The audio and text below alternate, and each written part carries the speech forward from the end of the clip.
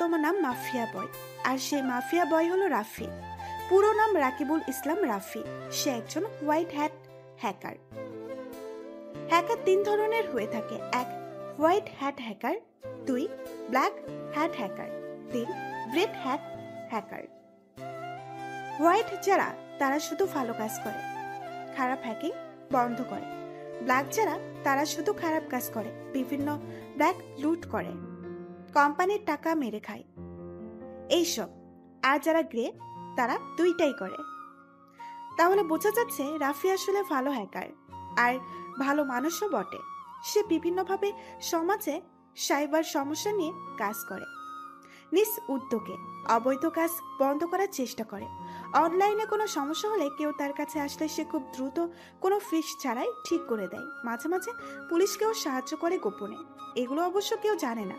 Hacking জগতে যারা আছে তারাই শুধু জানে মাফিয়া বয় কতটা ভয়ঙ্কর, কতটা পারদর্শী।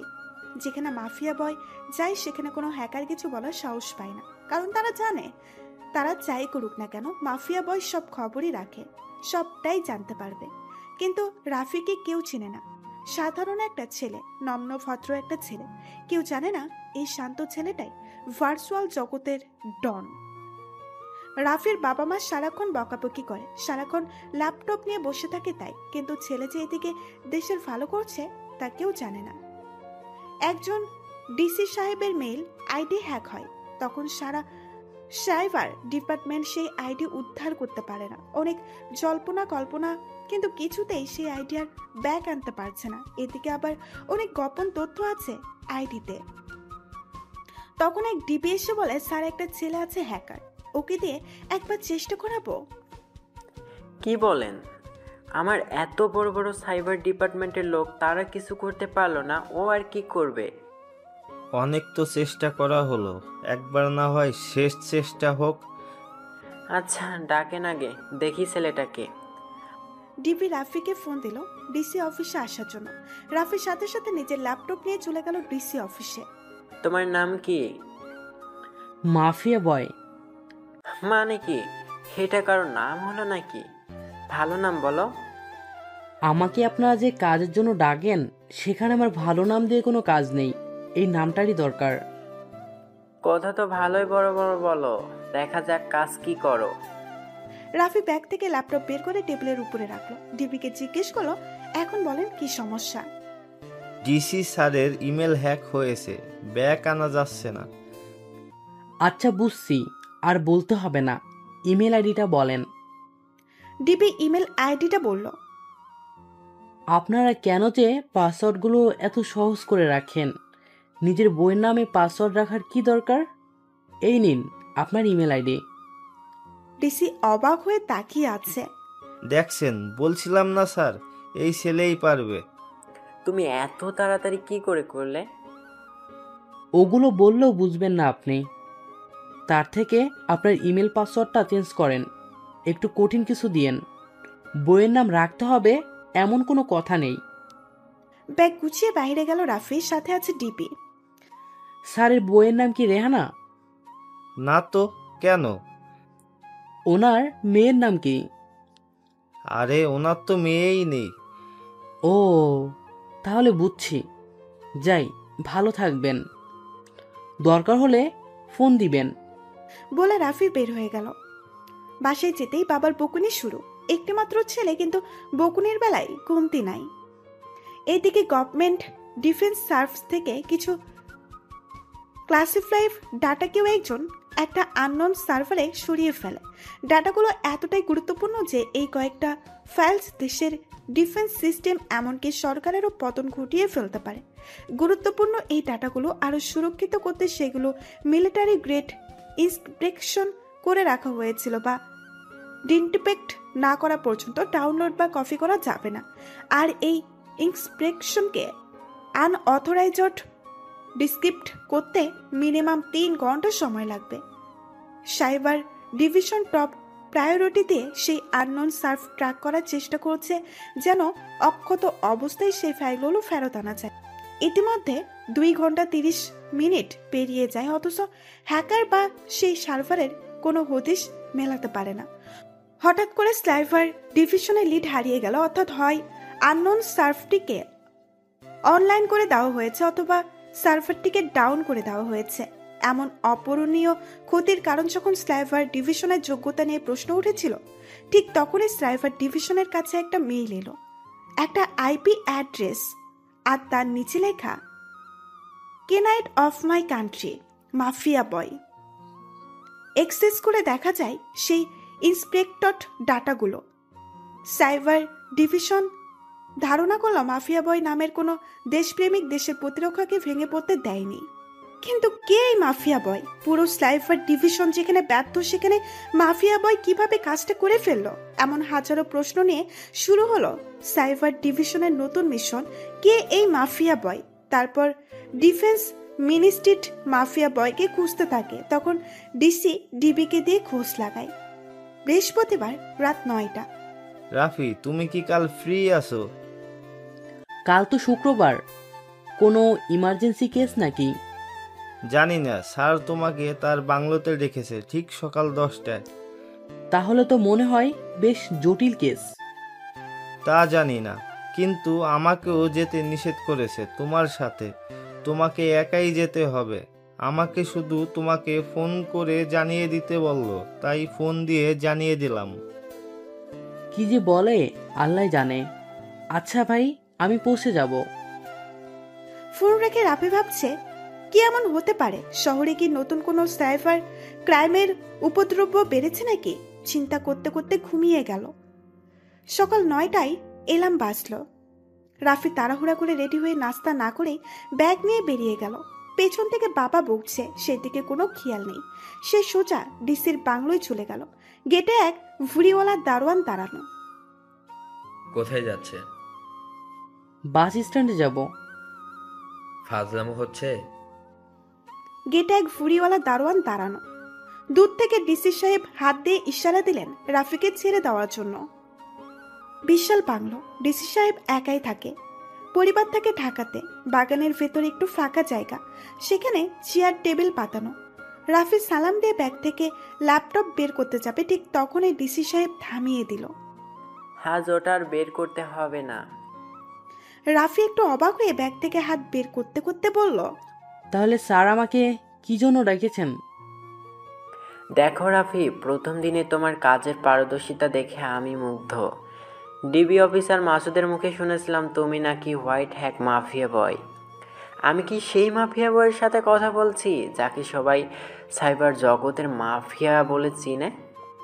স্যার, আমি জানি না মাসুদ ভাই আপনাকে আমার সম্পর্কে কি বলেছে, তবে সাইবার জগতে সবাই আমাকে মাফিয়া বয় হিসেবেই জানে, এবং সত্যিকারের জীবনে আপনি আর মাসুদ ভাই ছাড়া আর কেউ জানে না যে আমি মাফিয়া বয়। ডিসি সাহেব একটা ফর্ম বের করে রাফির সামনে দিল। রাফি বলল, স্যার এটা কিসের form? NSA, national security agent. তোমার মতো যোগ্য পারদর্শী দেশপ্রেমিক হোয়াইট হ্যাকের খোঁজ করছে এবং তোমার কাজে এনএসএ নজরে এসেছে। তোমার সামনে যে ফর্মটা দেখতে পারছো, এটা তোমার জন্য একটা সুযোগ। এতদিন তুমি নিজের তাগিদে দেশের সেবা করছো। যদি তুমি চাও তাহলে এই দেশের সাইবার টিমে তোমার দক্ষতা কাজে লাগিয়ে দেশকে আরও সুরক্ষিত করতে পারবো। রাফি ফর্মটা তুলে পড়া শুরু করলো। এনএসএ এর স্লাইভার ডিভিশনের ফায়ারওয়ার ইঞ্জিনিয়ার নিয়োগ ফর্ম। ফর্মটা নিয়ে চিন্তা করো না, ওটা শুধুমাত্র ফর্মালিটি। তোমার মূল জব ডিসক্রিপশন তোমাকে এনএসএ হেডকোয়ার্টারে বুঝিয়ে দিবে। তাই যদি তুমি দেশের সেবায় নিজেকে নিয়োজিত করতে চাও তাহলে ফর্মটা পূরণ করে বাকি কাগজপত্রগুলো নিয়ে রবিবার আমার অফিসে চলে এসো। রাফির সবকিছু কেমন যেন মাথার উপর দিয়ে চলে গেল। সামান্য ইমেল আইডি উদ্ধার করে দেওয়ার জন্য এনএসএ এর মতো সংস্থার হয়ে কাজ করার সুযোগ কিছু বলতে গিয়েও বলতে পারে না রাফি। চেয়ার থেকে উঠে ডিসি স্যারকে সালাম দিয়ে গেটের দিকে যেতে গেল রাফি। ঠিক তখনই পেছন থেকে ডাক দিলেন ডিসি সাহেব। রাফি, যদি তুমি সুযোগটা গ্রহণ করো তাহলে তুমি এসব কারোর সাথে শেয়ার করতে পারবে না, এমনকি তোমার বাবা মায়ের সাথেও না। বলবে আইসিটি ডিভিশনের সফটওয়্যার ইঞ্জিনিয়ার হিসাবে ঢুকেছ। আর হ্যাঁ, তুমি মাসুদকে চিনো কিভাবে? মাসুদ ভাই আমার বেস্ট ফ্রেন্ডের বড় ভাই, মাঝে তার একটা সাইবার ক্রাইম রিলেটেড কেস নিয়ে খুব বেশি ঝামেলা হচ্ছিল। চায়ের কাপের আড্ডায় ব্যাপারটা সলভ করতে সাহায্য করেছিলাম। তারপর থেকেই সাইবার বিষয়ে কোনো কেস আসলে আমাকে মাসুদ ভাই ফোন দিত। কাজ আপনাদের সাইবার টিম করত, আমি একটু হেল্প করতাম। এভাবেই মাসুদ ভাই থেকে ডিবি মাসুদ ভাইয়ের সাথে পরিচয়। দেশের জন্য তোমার কিছু করার ইচ্ছা আছে বুঝে নেই তোমাকে এত কিছু বলা। যাই হোক, মাসুদের সাথেও এসব কিছু শেয়ার করার দরকার নেই। কিছু জিজ্ঞাসা করলে বলবে আমার পার্সোনাল কাজে তোমাকে ডেকেছিলাম। আচ্ছা স্যার, ধন্যবাদ স্যার এসব কিছুর জন্য। যাও, ভালোভাবে ভেবে দেখো। রবিবার তোমার পজিটিভ উত্তরের অপেক্ষায় থাকবো। রাফি চলে গেল। যাওয়ার সময় গেট থেকে বের হবার সময় দারোয়ান ওনাকে স্যালুট দিল। তখন রাফি কপাল থেকে হাত নামিয়ে নিল, বলল, চাচা, আগে কিছু হয়ে নেই, তারপর সেলুট দিয়েন। রাফি খুশি আর বিস্ময় ভরা মনে চলে গেল, কিন্তু কষ্ট লাগতেছে কাউকে কিছু জানাতেও পারবে না, এমনকি বাবা মাকেও না। বাসায় ঢোকার সাথে সাথে বাবার ঝাড়ি শুরু। সকাল সকাল না খেয়ে কোথায় মরতে গিয়েছিলিস এই বন্ধের দিনে? যাবি যা, খেয়ে যাওয়া যায় না? রাফি বাবার কাছে যেয়ে বাবাকে হঠাৎ জড়িয়ে ধরল আর বলল, বাবা তুমি অনেক ভালো। কিরে, কি সব বলিস? টাকা লাগবে নাকি বাইরে কোনো কাণ্ড করে আছিস?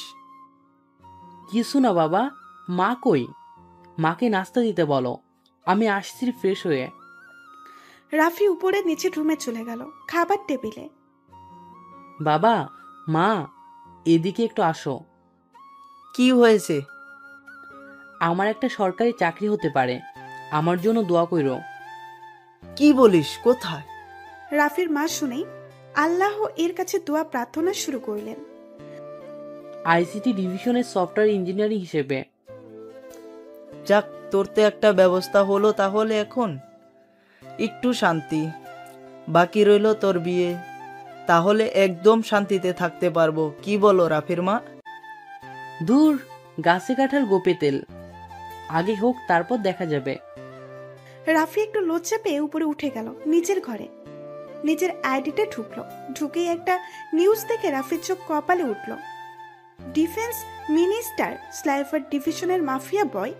রাফি তো দেখে অবাক, সে আগে কোনোদিন ডিফেন্স মিনিস্টার হয়ে কোনো কাজ করেনি, তাহলে তার নামে আইপি দিয়ে কে এই কাজ করলো? রাফি অনেক চেষ্টা করলো, কিন্তু একটা কোডের মেসেজ ছাড়া কিছুই পেল না। মেসেজটি ছিল, I will find you mafia boy, mafia girl. রাফির কপালের ভাঁজটা আরো লম্বা হয়ে গেল। সকাল সকাল ডিসি স্যারের অফার, আবার এখন সাইবার ডিভিশনের মাফিয়া বয়, সে যে মাফিয়া গালের এত বড় কাণ্ড। রাফিয়া কিছুক্ষণ হ্যাং হওয়া কম্পিউটারের মতো বসে থাকলো। সকালে কার মুখ দেখে ঘুম থেকে উঠেছিল তাই ভাবতে ভাবতে আবার আঙুলগুলো চালালো কিবোর্ডের উপরে। রাফি বসে গেল রিসার্চ করতে। একে তো মেজাজ খারাপ যে কেউ একজন তার নাম নিয়ে নিল। না, এই মাফিয়া গার্ল সম্পর্কে জানতেই হবে। এত বড় একটা কাজের ক্রেডিট কেন মাফিয়া বয়কে দিয়ে দিল? রিসার্চ থেকে কিছুটা বিস্মিত হলো রাফি। খুব বেশি পুরাতন নয় এই মাফিয়া গার্ল, কিন্তু এরই মধ্যে মায়ানমারের প্রায় 300 সাইট এবং ইন্ডিয়ার প্রায় 100 সাইট হ্যাক করে ফেলেছে এই মাফিয়া গার্ল। আর প্রতিটা হ্যাকিং এই সেই একটাই কোডেড মেসেজ দিয়ে গেছে। রাফি আগেই দেখেছিল এই মায়ানমার এবং ভারতের সাইট হ্যাকিং এর কথা, কিন্তু এতটা গুরুত্ব দেয়নি, কারণ ভেবেছিল হয়তো কোনো দেশপ্রেমিক হোয়াইট হ্যাট গ্রুপ এই কাজ করেছে। রাফির কাছে কয়েকজন মেসেজও দিয়েছিল এই হ্যাকারকে খুঁজে বের করতে হবে, কিন্তু সবকিছু মিলিয়ে আর সময় করে উঠতে পারেনি। তখন রাফি, কে এই মাফিয়া গার্ল? মাফিয়া বয়ের ফ্যান নাকি কোনো সত্যিকারের মাফিয়া? বেশি মাথা খাটাতে চাইল না রাফি। কাগজপত্র সংগ্রহ করতে ব্যস্ত হয়ে গেল, কিন্তু মাফিয়া গার্ল মাথায় ঝেঁকে বসলো রাফির।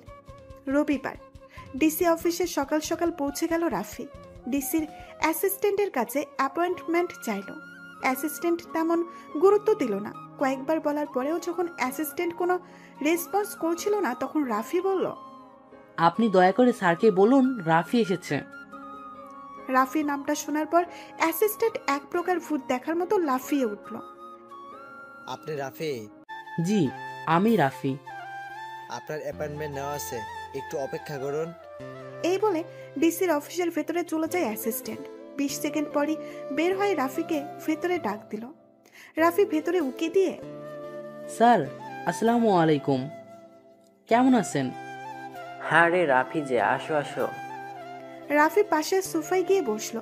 রাফি খেয়াল করলো ডিসি তার অ্যাসিস্ট্যান্টকে কিছু বলে বাইরে পাঠিয়ে দিল। তারপর রাফি সামনে এসে বসো। রাফি উঠে গিয়ে সামনে বসলো। কি সিদ্ধান্ত নিলে রাফি? সুযোগটা কি নিতে চাও তুমি?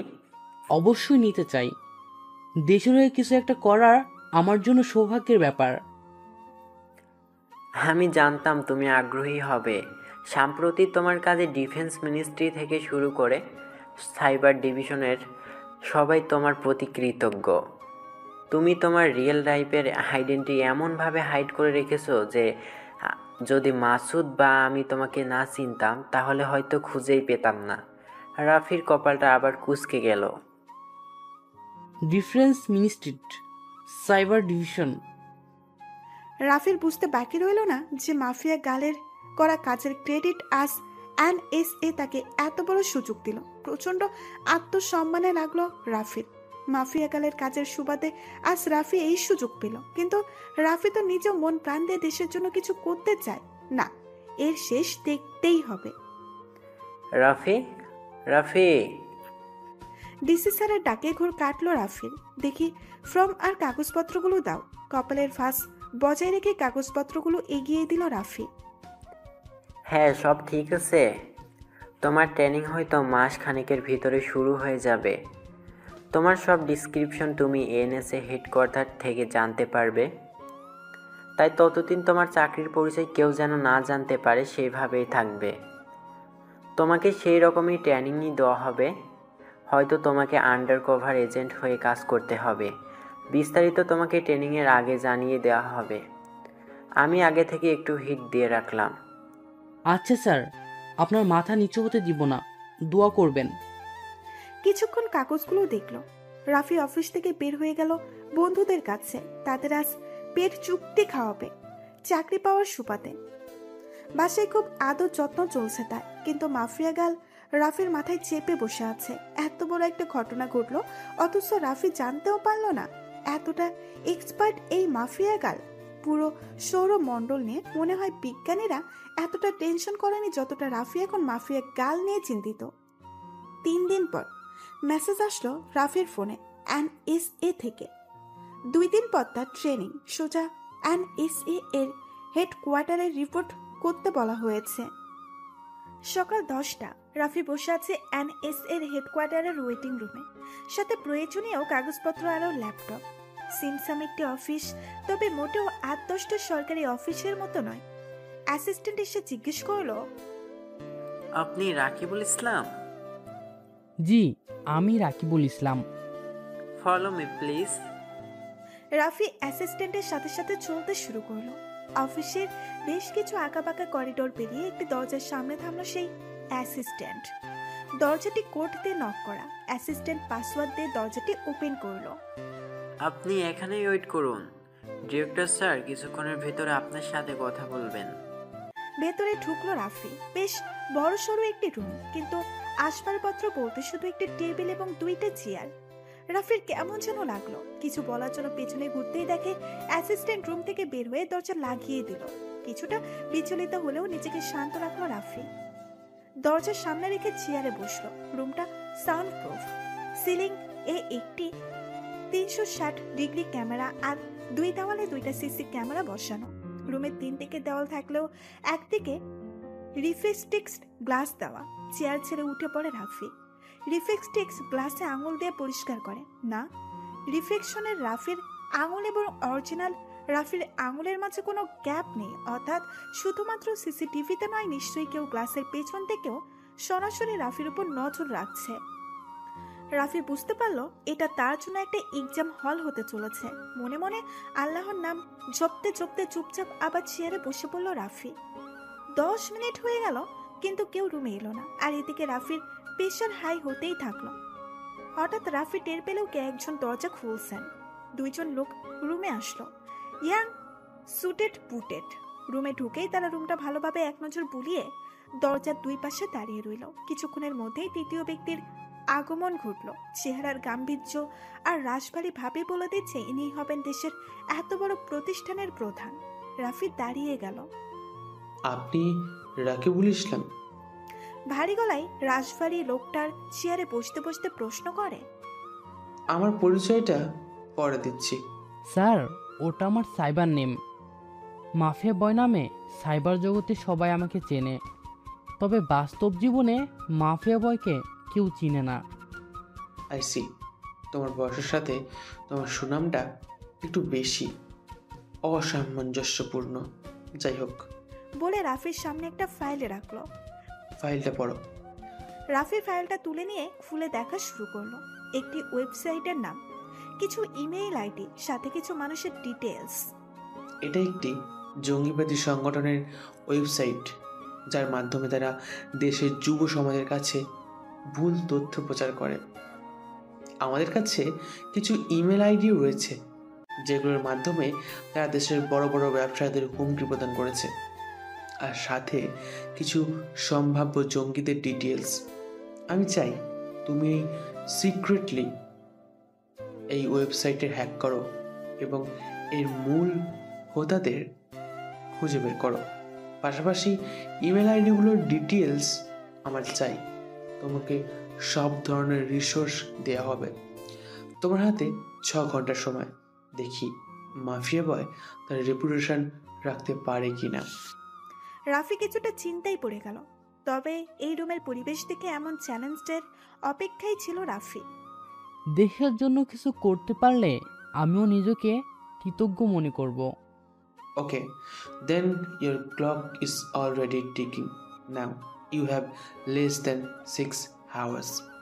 বলে চেয়ার থেকে উঠে দাঁড়ালেন এবং বাকি দুইজনকে দেখিয়ে, এটা তোমার প্রয়োজনীয় রিসোর্স তোমাকে সরবরাহ করবে।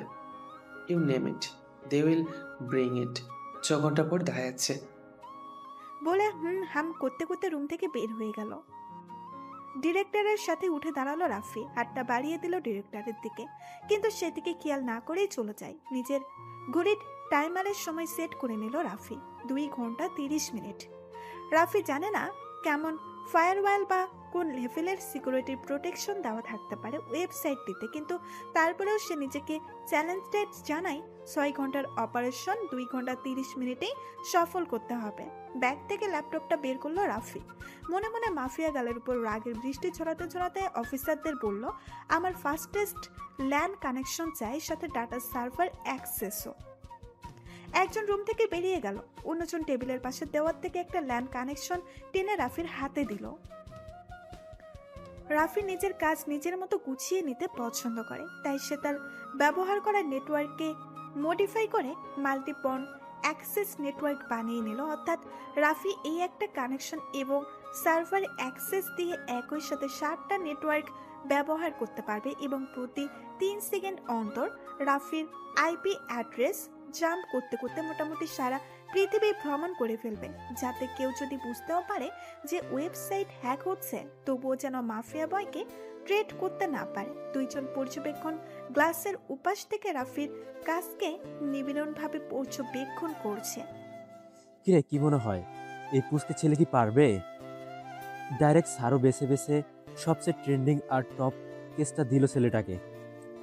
যদি ওই ছেলেটা সত্যিকারের মাফিয়া বয় হয়ে থাকে, তাহলে এই কেস ওর কাছে দুধ ভাত। তাহলে হয়ে যাক বাজি 1000 টাকা। এই ছেলে পারবে না। আমাদের সাইবার ডিভিশনের সকল টিম প্রায় সপ্তাহখানিক লেগে আছে। এই কেসটা যার প্রোগ্রেস 0 এর আশেপাশেই হবে। আর একটা ছেলে একটা ল্যাপটপ দিয়ে 6 ঘন্টা হ্যাক করবে ওই ওয়েবসাইট? ইম্পসিবল। ছেলেটার কিবোর্ডের ক্ষিপ্ততা দেখে একটা সুপ্ত বিশ্বাস জন্মালো। সাবলীলভাবে চালিয়ে যাচ্ছে তার 10 আঙুল এই কিবোর্ডে। যা বাজি, যদি কেউ পারে তো এই ছেলেই পারবে। এসি রুমে বসে কিবোর্ডের উপর ঝড় তুলেছে রাফি। একের পর এক সিকিউরিটি এনক্রিপশন টপকে চলেছে ওয়েবসাইটটির। চেষ্টা করছে যেন ওয়েবসাইট ডেভেলপার বা সিকিউরিটি ইঞ্জিনিয়ারদের অ্যালার্ট না করে কাজটি সেরে ফেলতে। 30 মিনিট পার হয়ে গেছে।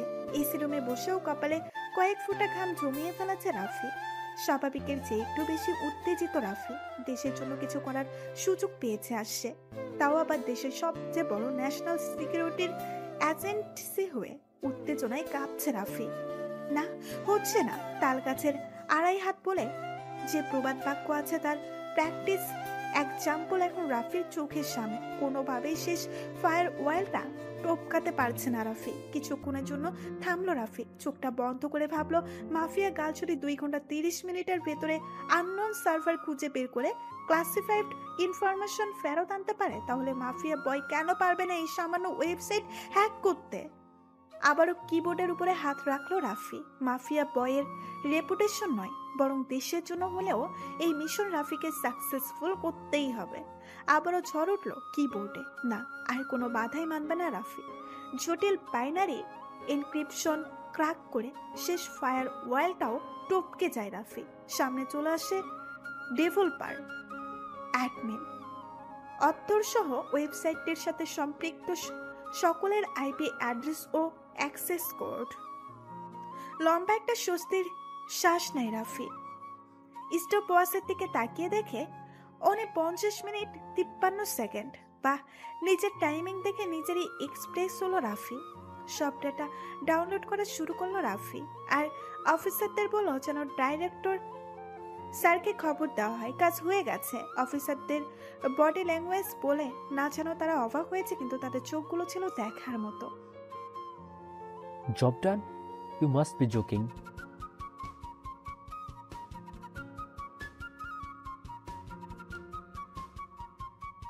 Sir, the kid has done it. বিস্ময় আর উত্তেজনা নিয়ে বলল, হোয়াট? ইম্পসিবল। রাজ্যের বিস্ময় কপালে গুজে জবাব দিলেন। এখনো 1 ঘন্টা হয়নি। হাত ঘড়ির দিকে তাকিয়ে, are you sure officer? Absolutely sir. Let's check that out, shall we? চেয়ার থেকে উঠে শুটের বোতাম লাগাতে লাগাতে বললেন। এক প্রকার ছুটতে ছুটতে রুমে ঢুকলেন ডাইরেক্টর। ততক্ষণে রাফি প্রায় শেষ করে ফেলেছে ইমেল আইডিগুলোর এক্সেসের কাজ। ডাইরেক্টর টেবিলের উপরে 2 হাত ঝুঁকে উঠে বলে, সমি। এক্সাইটমেন্ট নিয়ে রাফি আবারও ল্যাপটপটি ঘুরিয়ে দেয় ডাইরেক্টরের দিকে। কিছুক্ষণ ঘেটে ঘুটে চোখ চকচক করে উঠল ডাইরেক্টরের। টেবিলের উপরে 2 হাত চাপড়ে সজোরে বলে উঠলেন, yes yes yes, well done mafia boy, well done. তোমার মতো চৌকস তরুণদের জন্যই হয়তো আজও দেশের মাটি সুরক্ষিত। গর্ব আর উল্লাস ভরা চোখ নিয়ে রাফির কাঁধে হাত রেখে বললেন ডাইরেক্টর। নিচেই হাত বাড়িয়ে দিলেন রাফির দিকে। My name is brigadier agent Mamun, director of NASA. রাফির বুকটা ভরে গেল সম্মান আর উৎসাহে। হাতটা বাড়িয়ে কর্মদন করলো NSA এর সর্বোচ্চ কর্মকর্তার সাথে। Welcome to the agency, Rafiqul Islam aka mafia boy. Thank you sir. আনন্দে আর উৎসাহে জবাব দিল। নিজের আত্মবিশ্বাস ফিরে পেল রাফি। হতে পারে মাফিয়া গালের সাফল্যের কারণে NSA ওকে চাকরির অফার করেছে, কিন্তু রাফি নিজের যোগ্যতার যথাযথ প্রমাণ দিয়েই এজেন্সিতে নিজের জায়গা করে নিয়েছে। নিজের যোগ্যতাকে চ্যালেঞ্জের মুখে ফেলার জন্য মাফিয়া গালের উপরে বিরক্ত হলেও নিজের আত্মবিশ্বাস ফিরে আসায় আজ একটু বেশি খুশি রাফি। তোমাকে কি বলে ডাকবো? আমার ডাকনাম রাফি, আপনি আমাকে রাফি বলে ডাকতে পারেন। Okay young man, if finished here, meet me at office. We have some topics to discuss with. বলেই হাসতে হাসতে রুম থেকে বের হয়ে গেলেন ডাইরেক্টর স্যার। এদিকে প্রথম পর্যবেক্ষণ তার ধরা বাজিকে নিছক ইয়ার্কি বলে চালিয়ে দিতে চাইলেও তার সহকর্মী বাজেট টাকা আদায় করার ব্যাপারে তুলকালাম করার জন্য তৈরি। রাফি মনে মনে আল্লাহর কাছে শুকরিয়া আদায় করলো তার কর্মজীবনের সর্বপ্রথম চ্যালেঞ্জ ভালোভাবে পার করতে পারার জন্য। ইয়াল্লাহ, এমনিভাবে জীবনের সমস্ত বাধা বিপত্তিগুলো যেন এভাবে দূর করতে পারি, সেই তৌফিক দান করুন, আমিন। সাইবার টিমের কাছে ওয়েবসাইট ও ইমেল আইডির অ্যাক্সেস তুলে দিয়ে রাফি রওনা দেয় সেই 2 অফিসারের পেছন পেছন ডাইরেক্টর স্যারের অফিসারের দিকে। নতুন কোনো চ্যালেঞ্জ গ্রহণ করতে চলবে নাকি থেমে যাব? ডাইরেক্টর স্যারের অফিসের সামনে এসে দাঁড়ালো ওরা 3 জন। রাফি এবং 2 অফিসার। একজন অফিসার ভেতরে উকি দিয়ে রাফিকে ইঙ্গিত করলো ভেতরে যাওয়ার জন্য। আসসালামু আলাইকুম স্যার। ওয়ালাইকুম আসসালাম, ভেতরে এসো রাফি। রাফি গিয়ে চুপচাপ স্যারের সামনে গিয়ে বসলো। স্যারের ফোন আলাপ চলতে চলতে রাফি ঝট করে এক নজরে দেখে নিল পরিপাটি সাজানো রুম। এক পাশ দেখতে অনেকটা সরকারি কর্মকর্তার অফিস ডেস্ক হলেও অন্য সাইডটা সম্পূর্ণ আলাদা। একটা ছোট্ট লাইব্রেরির সাথে আলট্রা হাইটেক কনফারেন্স হল। দুঃখিত রাফি। ফোন রাখতে রাখতে রাফি বলো, কেমন লাগলো আজকে টাস্ক কমপ্লিট করতে? অনেক বেশি হালকা লাগছে। কিছুটা কৌতূহল নিয়ে। জি, আজ আমার অনেক দিনের স্বপ্নের একটি ধাপ পূরণ করতে পেরে খুব হালকা লাগছে। আপনাদের সাথে কাজ করার সুযোগ পেয়ে অসম্ভব ভালো লাগছে। বাহ, তোমার দেশপ্রেমের তারিফ করতে হয়। এর মধ্যে অফিসার এক রুমে আসার পারমিশন চাইলো। স্যার পারমিশন দিতেই সে রুমে এসে স্যারের সামনে কিছু ডকুমেন্ট সহ একটা কিপবোর্ড রাখলেন। ডাইরেক্টর সেই অফিসারকে উদ্দেশ্য করে বললেন সব ঠিকঠাক ভাবে নিয়ে এসেছে কিনা। অফিসার হ্যাঁ সূচক মাথা নাড়ালো। ডাইরেক্টর স্যার ডকুমেন্টগুলোর উপরে চোখ বুলালেন আর তারপর একে একে সবগুলো পেপারে সাইন করে দিলেন। তার মধ্য থেকে একটি কাগজ সরাসরি রাফির দিকে বাড়িয়ে দিলেন। না রাফি, পড়ে দেখো। কাগজটা নিতে নিতে রাফির বুকটা আবার টিপ টিপ করতে শুরু করলো।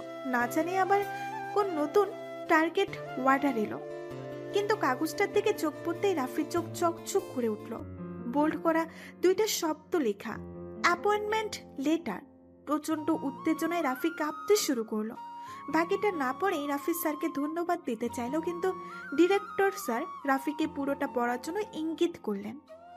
তাই কিছুটা কৌতূহল মিশ্রিত উত্তেজনা নিয়ে রাফি পড়তে থাকলো। অ্যাপয়েন্টমেন্ট লেটার অনুযায়ী রাফিকে তথ্য মন্ত্রণালয়ের আন্ডারে আইসিটি ডিপার্টমেন্টের একজন সফটওয়্যার ইঞ্জিনিয়ার হিসেবে নিয়োগ দেওয়া হয়েছে। এটা তোমার কাভার আপ অ্যাপয়েন্টমেন্ট লেটার। তোমাকে যেন এনএসএ সম্পর্কিত কোনো প্রশ্নের সম্মুখীন হতে না হয় সেজন্য। তোমার হাজিরা বেতন সবকিছু এনএসএ হয়ে তথ্য মন্ত্রণালয়ের রেকর্ড হবে। স্পেশাল অফ ট্রেনিংয়ের জন্য তোমাকে টানা 6 মাস পুরোপুরি তোমার চিরায়াত দুনিয়ার বাইরে কাটাতে হবে। No communication, no contact. তোমার অবর্তমানে তোমার পরিবার সকল নিড পূরণ করবে আমাদের 2 জন অফিসার। যে কোনো ইম্প্রোভাইজেশন সিচুয়েশনে, যে কোনো ইমার্জেন্সি সিচুয়েশনে তারা হ্যান্ডেল করবে, কিছু এক্সপ্রেশন ছাড়া, যেগুলো তুমি ছাড়া আর কেউ ফিল আপ করতে পারবে না। I think you understand what I mean. Rafi বুঝতে পারলো যে তিনি ডেট ইমার্জেন্সির কথা বোঝাচ্ছেন। কিছুক্ষণের জন্য রাফি মাথা নিচু করে বসে রইলেন। দেশের জন্য কিছু করতে চাইলেই কিছু স্যাক্রিফাইস তো করতেই হবে।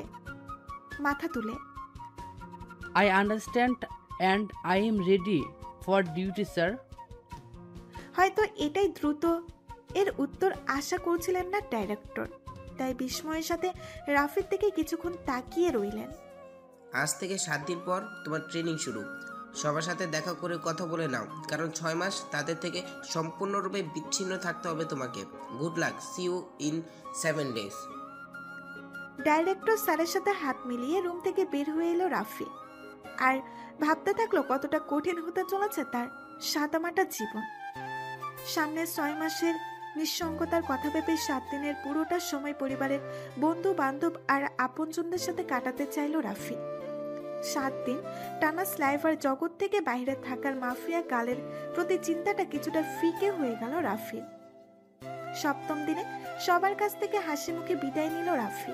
মোবাইলটা ইচ্ছে করেই সাইলেন্ট মোড অন করে বালিচাপা করে রেখেছে, যেন সবাই ভাবে হয়তো ভুলে মোবাইলটা রেখেই চলে গেছে। যাবার পথে বারবার ফিরে দেখছিল সবাইকে। বলা তো যায় না, আল্লাহ না করুক 6 মাস পর যদি আর দেখা না হয়। এইদিকে প্রায় বছর খানেক ধরে সাইবার দুনিয়ায় নতুন এক প্রিডিক্টরের আবির্ভাব হয়েছে, কোডনেম মাফিয়া গাল। এত অল্প সময়ে এতটা ট্রেন্ডিং হওয়া একদমই ছেলে খেলা নয়। ইম্পসিবলকে পসিবল করা মাফিয়া গালের দাপটার পারদর্শিতা সবাইকে, ওয়ার্ল্ডের সবাইকে মানতে বাধ্য করেছে যে মাফিয়া গাল এই স্লাইভার দুনিয়ায় রাজত্ব করতে এসেছে।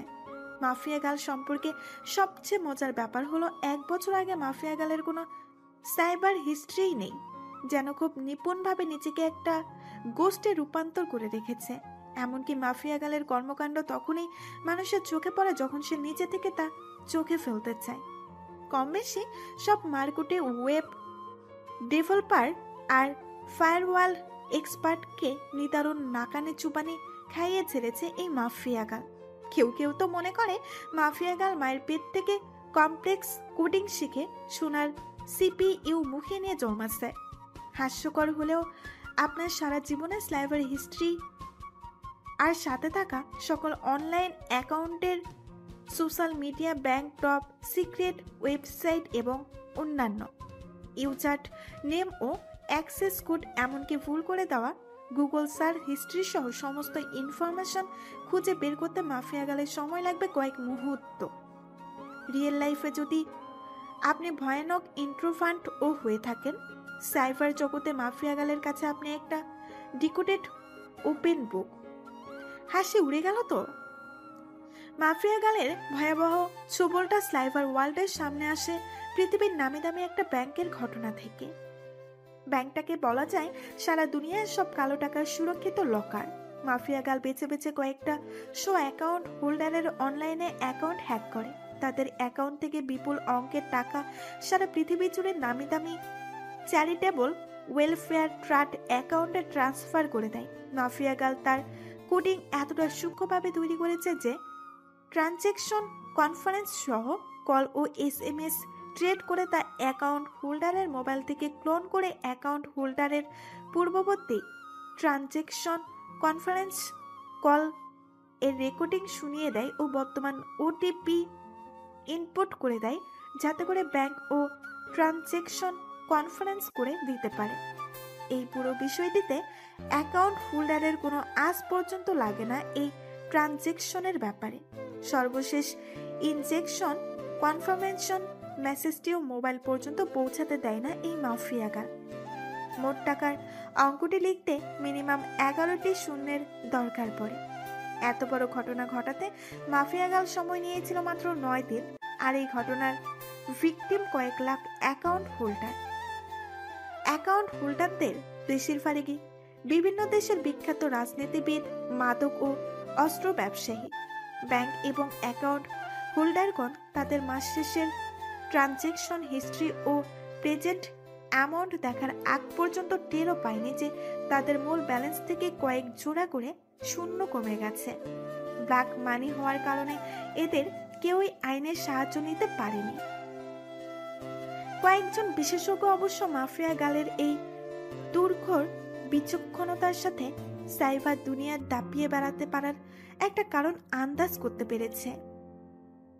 হয়তো মাফিয়া গাল একটা next generation hybrid multi headed worm computer virus তৈরি করতে সক্ষম হয়েছে, যা এখন পর্যন্ত কোডার এবং হ্যাকারদের কাছে স্বপ্ন আর সাইবার সিকিউরিটি ও ফায়ারওয়াল এক্সপার্টনারদের জন্য একটা ভয়ঙ্কর দুঃস্বপ্ন। হাইড্রা এমন এক ধরনের কম্পিউটার প্রোগ্রামিং যা ভাইরাস বা সিমুলেন্টলি আসলি কানেক্টেড নেটওয়ার্কসের সকল server, IP address, online device সহ সবকিছু সিকিউরিটি এনক্রিপশন ভেঙে ডিরেক্ট অথরাইজ অ্যাক্সেস করে দেয়। সহজভাবে বলতে হলে ধরে নিন এই পুরো স্লাইভার নেটওয়ার্কটির একটা আবাসিক এলাকার, যার প্রতিটি ঘর থেকে এক একটি পার্সোনাল অথবা ডিভাইসের অথবা সার্ভারের IP অ্যাড্রেস এবং প্রতিটি ঘরের নক হলো ফায়ারওয়াল অথবা মাল্টিপল সিকিউরিটি সিস্টেম। এমন একটি আবাসিক এলাকার হাইড্রা হলো এমন একটা মাস্টার কি যা দিয়ে খোলা যাবে না এমন কোনো ডোর, উইন্ডো বা ব্যাকডোর লক এই আবাসিক এলাকায় নেই এবং সেই জন্যই মাফিয়া গালকে দরজায় নকও করতে হবে না। হাইড্রা এমন ভয়ঙ্কর কম্পিউটার প্রোগ্রাম যা নিউক্লিয়ার লান্স কোড ক্র্যাক করে লান্স কমিউনিকেট ইনটেক্ট করতে সক্ষম। কতটা ব্রিলিয়ান্সি আর কোডিং মিশ্রিত নিউরন নিয়ে জন্মালে এমন দুর্ধর্ষ আর ভয়ঙ্কর একজন মাফিয়া গাল হওয়া যায় তা এখনও চিন্তার সীমার বাহিরে রয়ে গেছে। এদিকে জঙ্গলি সংগঠনটি টের পেয়ে যায় তাদের ওয়েবসাইটটি হাতছাড়া হবার বিষয়টা। কিন্তু এতটা স্ট্রং ফায়ার ওয়েল তুলে দেওয়া হয়েছে ওয়েবসাইটটিতে যে সি প্যানেল অথরাইজড ডেভেলপার ও ইউজাররা তাদের মাস্টার কি দিয়েও ওয়েবসাইটটি অ্যাক্সেস করতে পারছে না। যখন সব জঙ্গিগুলো জুবুথুবু হয়ে নিজেদের সকল হার্ড ইভেন্টস নষ্ট করে গ্রেফতার এড়াতে ব্যস্ত, ঠিক তখনই জঙ্গি সংগঠনটি প্রধান একটা আননোন সোর্স থেকে কল পেল।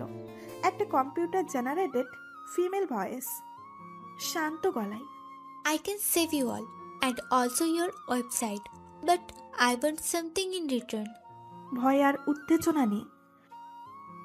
If you can save US, you shall give you anything you want, everything you want. Anything? উত্তেজনার সাথে। Yes, yes, anything. What are you ask, sir?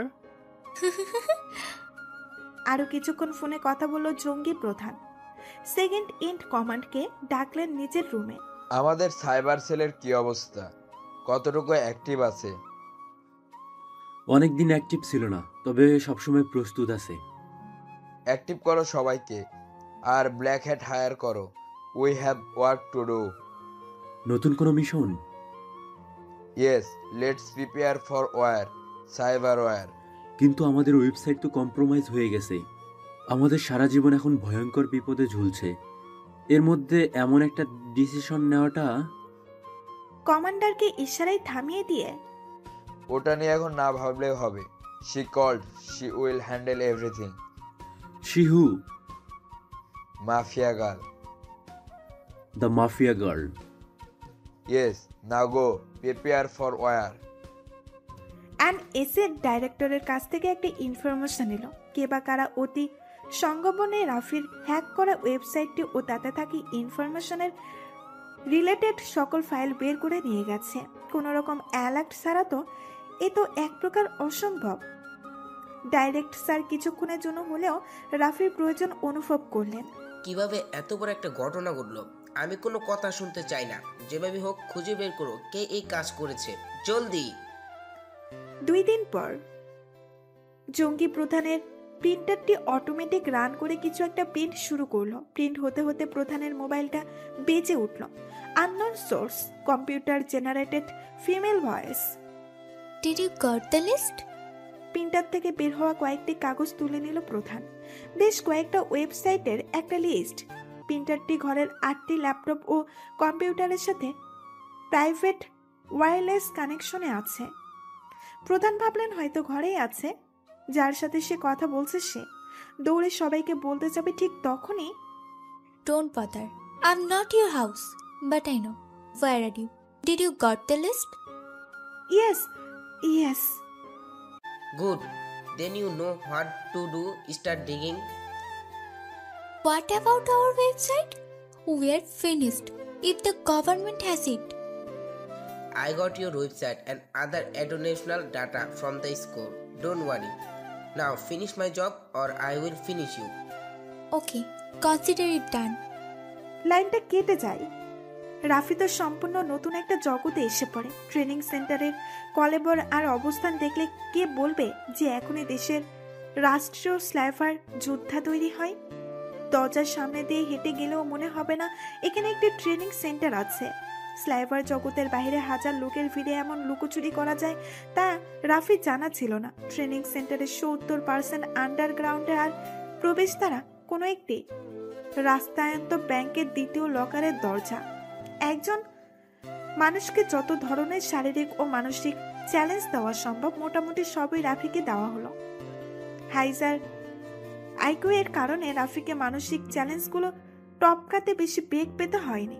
Higher IQ কারণে রাফিকে মানসিক চ্যালেঞ্জগুলো টপকাতে বেশি বেগ পেতে হয়নি। তবে পুরো ট্রেনিং সেকশনে রাফির সবচেয়ে পছন্দের কাজটি ছিল লাইব্রেরির বইগুলো পড়ে শেষ করা।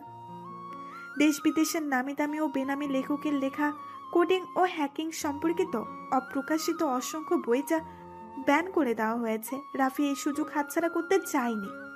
এই 6 মাসে রাফির সাথে স্লাইভার দুনিয়ার সম্পর্ক ছিল না বললেই চলে। আর রাফি আন্দাজও করতে পারেনি যে ট্রেনিং শেষে কি অপেক্ষা করছে তার জন্য। সাইবার দুনিয়ায় নতুন করে ঝড় উঠল। উস্কানিমূলক হ্যাকিং শুরু হলো। এক এক করে ভারতের 30টি উগ্রবাদী সাইট হ্যাক হলো, কিন্তু আশ্চর্যজনকভাবে কোনো দেশ বা কোনো হ্যাকার গ্রুপেই দায়ভার স্বীকার করল না। একইভাবে মায়ানমারের ও প্রায় সমপরিমাণ সাইট ডাউন হয়ে গেল, আর কোনো গ্রুপেরই দায় নিল না। এভাবে বিভিন্ন দেশ বেশ কয়েকটি হামলা হলো, কিন্তু কেউ দায়িত্ব না নেওয়ায় সবাই চোখে মুখে অন্ধকার দেখতে থাকলো। এত কিছু হামলা অথচ কোনো স্বীকারোক্তি কোনো ড্রাইভার ছাড়া করার কোনো কারণে খুঁজে পেল না। অবশেষে সবাই ধারণা করে নিল হয়তো কোনো একটি শক্তিশালী সংগঠন এই সকল আক্রমণ চালিয়েছে। এক এক দেশ আক্রান্ত হয় এই স্লাইভার অ্যাটাকে। টানা মাসখানেক ধরে চলে বিভিন্ন দেশ এবং উদ্দেশ্যবিহীন স্লাইভার আক্রমণ। মাসখানেক বিরত নিয়ে আবারও শুরু হয় সাইবার হামলা।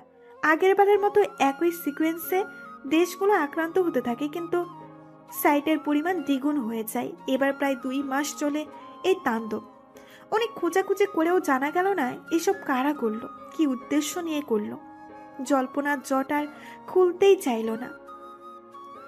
অবশেষে শ্বাসরুদ্ধতর 6টি মাস শেষ হলো। ট্রেনিং শেষে NS এর ম্যারিট লিস্টে নিজের জায়গা করে নিল Rafi. One of the most brilliant cadet on NSA history. শেষ করে যত দ্রুত সম্ভব বাড়ির উদ্দেশ্যে রওনা দিল রাফি। কতদিন পর বাড়ি যাবে। কেমন আছে সবাই? এটা সেটা ভাবতে ভাবতে মাফিয়া গালের কথাও মনে কোণে উকি দিল। না জানি আবার কোন কাণ্ড বাঁধিয়ে রেখেছে স্লাইভার দুনিয়াতে। বাসায় যাওয়ার পথে তাকে অফিসের গাড়ি রাস্তা থেকে পিক আপ করে নেয়। গন্তব্য হেড অফিস। অফিসে সে সবার সামনে ডাইরেক্টর স্যারের রুমে গেল। আসতে পারি স্যার? খেয়াল না করে ফাইল ঘাটতে ঘাটতে কাম ইন। আসসালামু আলাইকুম। আরে রাফি, তোমাকেই খুঁজছিলাম মনে মনে। কনফারেন্স হলে চলে যাও, ইমার্জেন্সি টিম মিটিং। 5 মিনিটের ভিতরে আমার রুমে, ফাস্ট। রাফি বুঝতে পারল সিনিয়র কোনো ইস্যু তৈরি হয়েছে, তাই চুপচাপ গিয়ে কনফারেন্স টেবিলে গিয়ে বসলো। টেলিফোন রেখে ডাইরেক্টর স্যারে চলে এলেন কনফারেন্স হলে। সবে আসার আগে কিছু কথা সেরে নেওয়া দরকার। তোমাকে যে ওয়েবসাইটটা হ্যাক করতে দেওয়া হয়েছিল সেই ওয়েবসাইটটি আমাদের হাতছাড়া হয়ে গিয়েছে, আর সাথে সাথে ওই রিলেটেড সকল ডাউনলোড কপিও। কে বা কারা এই কাজ করেছে তা বোঝা যাচ্ছে না। এমনও হতে পারে এই প্রতিষ্ঠানের ভেতরে কেউ এই কাজ করতে পারে। So trusted no one until you find out. Do you understand my point mister Rafi?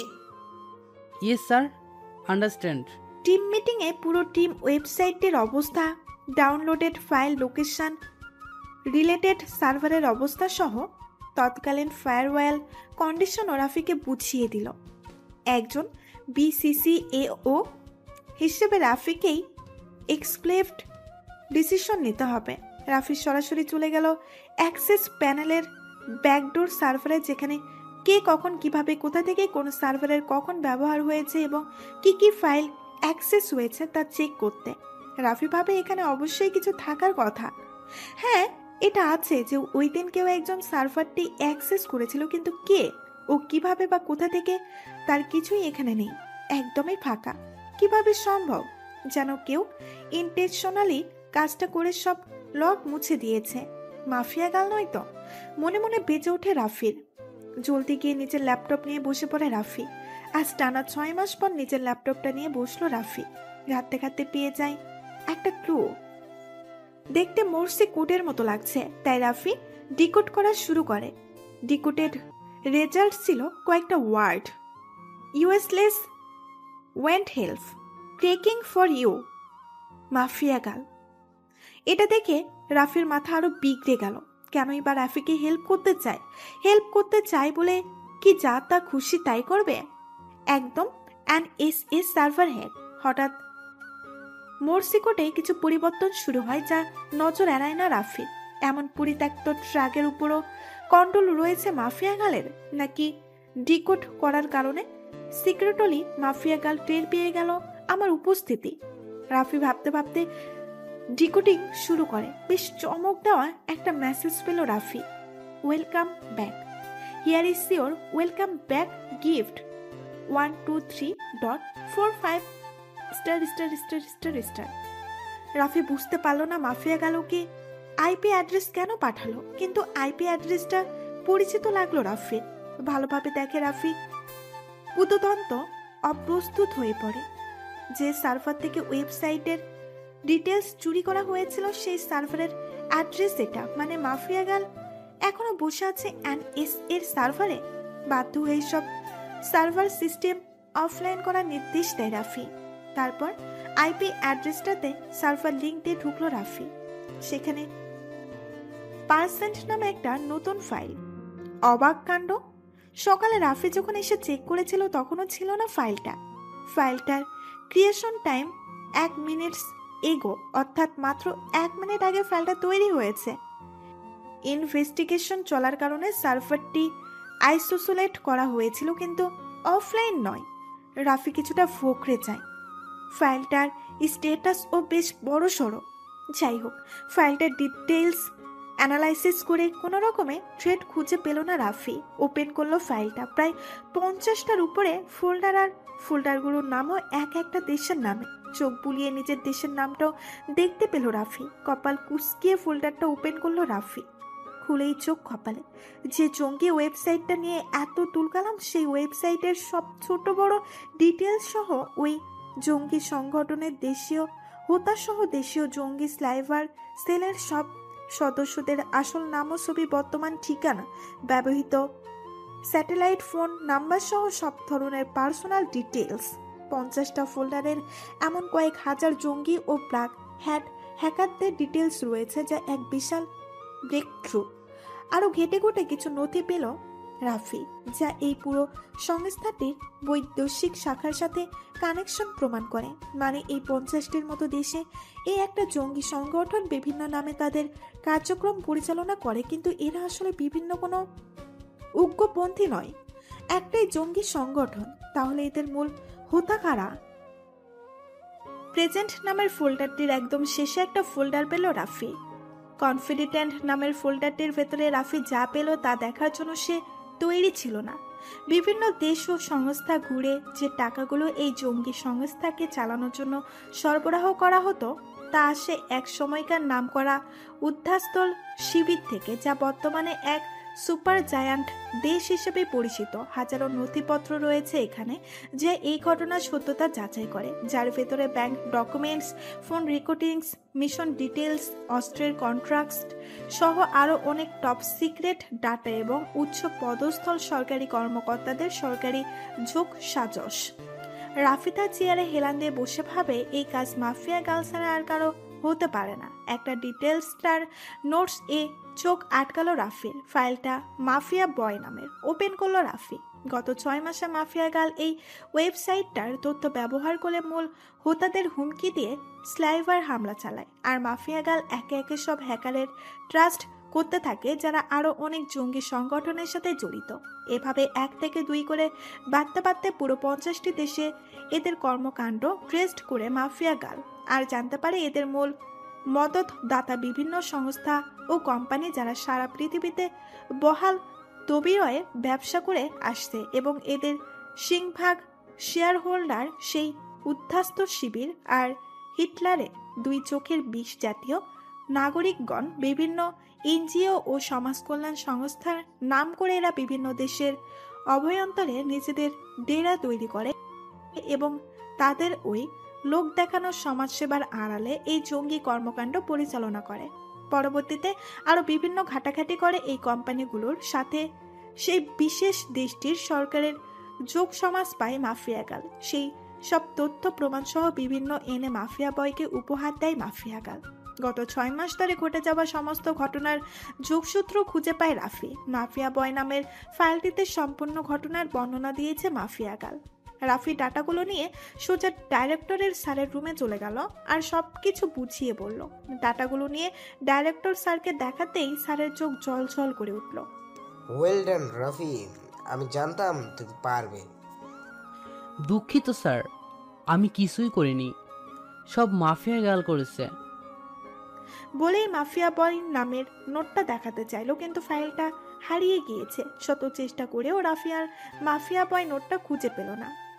One time readable file হওয়ায় একবার ওপেন করার পর নিজে থেকে ডিলিট হয়ে গেছে। রাফি কিছুতেই ডাইরেক্টর স্যারকে বোঝাতে পারল না যে এটা ওর কৃতিত্ব নয়।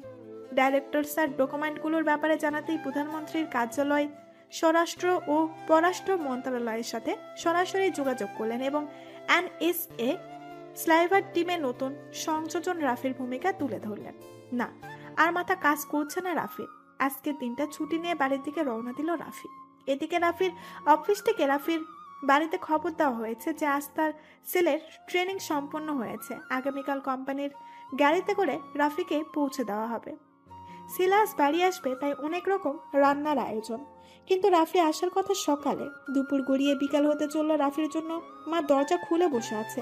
ছেলেকে ছাড়া সে কখনো একা থাকেনি। সারাক্ষণ শাসন করায় বাবাও আজ বসে আছে ছেলের আগমনের আশায়। গাড়ির আওয়াজ শুনেই বাবা মা দুজনেই বারান্দার দিকে উকি দিচ্ছে। এই বুঝি রাফি এলো। অবশেষে রাফির চেনা পরিচিত পায়ের আওয়াজ পাওয়া গেল দরজায়। বাবা মা দুজনেই ছুটে যায় দরজার কাছে, জড়িয়ে ধরে তাদের কলিজার ধনকে। এসেছিস বাবা, কখন থেকে তোর অপেক্ষায় বসে আছি। সব কথা কি দরজায় বলবে? আয় বাবা আয়। কি রে, তোর না সকালে আসার কথা ছিল? কেমন শুকিয়ে গেছে এটা। এই, তোর কি অনেক কষ্ট হচ্ছে? আরে একে ছেড়ে দাও, ফ্রেশ হয়ে আসুক। বাবা তুই ফ্রেশ হয়ে তাড়াতাড়ি খেতে আয়। কেমন আছো তোমরা? আমাকে তো কথাই বলতে দিচ্ছ না। ভালোই আছিস রে বাবা, এখন তুই ছাড়া যে একদম ফাঁকা ফাঁকা লাগে। আমাকে বই নিয়ে দে একটা, আর ফাঁকা ফাঁকা লাগবে না। সারাদিন মা মেয়ে গল্প করে কাটিয়ে দেব। হলো, এসে পারলাম না শুট করে দিলে। মা তুমিও না পারো বটে। ব্যাগ নিয়ে উপরে চলে গেল অনেকটা রাগ দেখিয়ে। রাফির মন মেজাজ এমনিতেই একটু খারাপ ছিল আজ মাফিয়া গালের বিষয়টা নিয়ে। রাফি এই ক্রেডিট নিতে ভালো লাগছে না, কারণ সে এর হকদার না। খাবার টেবিলে বাবা ছেলে মা মিলে অনেক রকম গল্প হওয়াটাই স্বাভাবিক। তোর পোস্ট কি, বেতন কেমন, কিছুই তো বললি না। নিয়ে দেখতে গেলে তো বলতে হবে নাকি? বাবা তুমিও শুরু করলে? আইসিটি ডিভিশনের সফটওয়্যার ইঞ্জিনিয়ার। বেতন সঠিক জানি না, তবে বেসিক 1,60,000। বাহ, ছেলে আমার বড় অফিসার হয়ে গেছে। এখন মেয়ে পাওয়া ঝামেলা হবে না। এই, তোর কোনো পছন্দ নাই তো? থাকলে বল, কথা পাকা করে রাখি। মা আমি কিন্তু না খেয়ে উঠে চলে যাব, এইসব বাদ দিবে? আচ্ছা ঠিক আছে, বাদ দিলাম। এই, তোর জয়েনিং কবে? 6 দিন পর ঢাকায় জয়েনিং। খাওয়া শেষ করে বিছানায় শুয়ে পড়ে রাফি। প্রচন্ড ক্লান্তিতে মুহূর্তে তলিয়ে যায় রাফি। সন্ধ্যায় ঘুম ভাঙে, উঠে ফ্রেশ হয়ে রেখে যাওয়া ফোনটা খোঁজা শুরু করলো, কিন্তু খুঁজে পাচ্ছে না। পরে মায়ের কাছে যেয়ে পেল ফোন। ফোন কেউ এভাবে রেখে যায়? রাস্তায় যখন তখন দরকার হয়ে যেতে পারতো তো। এই, তুই এত বেপরোয়া কেন? আচ্ছা বুঝলাম, আমাকে এক কাপ কফি বানিয়ে দাও না মা। তুই ঘরে যা, আমি নিয়ে আসি। রাফি নিজের ঘরে বারান্দায় দাঁড়িয়ে পরন্ত বিকেলে দেখছে আর কফির কাপে চুমুক দিচ্ছে, আর মাফিয়া গালকে কিভাবে ট্রেস্ট করা যায় সে কথা ভাবছে। ভাবতে ভাবতে নিজের ল্যাপটপ বের করে নিজের টেবিলে বসে গেল। যে আইপি থেকে ফাইলগুলো পাঠানো হয়েছে সে আইপি ডিজেবল দেখাচ্ছে। মনে হচ্ছে কেউ যেন নিপুণ হাতে স্লাইভার অ্যাভাটারের মতো সব মুছে দিয়েছে। কোনো নাম নিশানাও নাই। ভাবছে এটা তো একজনের কাজ হতে পারে না। আবার একজন বাদে কারো ফুটপ্রিন্টও নেই, তাও সে চাইছে তার ফুটপ্রিন্ট ট্রেস্ট করা যাচ্ছে, না হলে তো সেটাও যেত না। এই মাফিয়া গালের স্লাইভার জগতে এত ক্ষমতা কিভাবে? না, কিছুই মাথায় আসছে না। আজ এতদিন পর বাড়িতে এলো রাফি, কিন্তু রাফির মনটা ঘরে টানছে না। মাফিয়া গাল রাফির মনের পুরোটা আটকে রেখেছে। মাফিয়া গালের উদ্দেশ্য আর কর্মকাণ্ড নিয়ে রাফির চিন্তা ভাবনায় প্রতি মুহূর্তে বেড়ে চলেছে। না, এভাবে আর ঘরে বসে থাকা যায় না। মাফিয়া গালকে ট্রেস্ট করতেই হবে। মাফিয়া গালের সাইকোলজি বুঝতে হবে। রাফি জানে যে মাফিয়া গাল হয়তো ভালো কিছুই করছে, কিন্তু সেটা সাইবার ক্রাইম আইনে পড়ে, তাই আইনের দৃষ্টিতে অপরাধ। আবার নিজের দিকে তাকিয়ে নিজেকে বোঝালো যে সে নিজেও তো অনেক আইন ভেঙে ভালো কাজ করেছে। আজ আমি যেখানে সেখানে তো মাফিয়া গালের জন্যই। হয়তো মাফিয়া গালও কোনো সুযোগ খুঁজছে, কিন্তু কি হতে পারে তা জানাতেই হবে রাফিকে। জয়েনিং 6 দিন পর হলেও 3 দিনের মাথায় রাফি ব্যাগপত্র গুছিয়ে নিল। বাসায় কি বলবে তা বুঝে উঠতে পারছে না, কিন্তু যতক্ষণ পর্যন্ত হেডকোয়ার্টারে পৌঁছে ইনভেস্টিগেশন শুরু না করতে পারছে ততক্ষণ পর্যন্ত রাফি ঠিক থাকতে পারছে না। ব্যাগপত্র গুছাতে দেখে বাড়ির সব কারণ জানতে চাইলেও রাফি কাউকে তার আসল কারণ না বলে ব্যাপারটা এড়িয়ে গেল। রাফির বাবা শুধুমাত্র রাফির বাবাই নয়,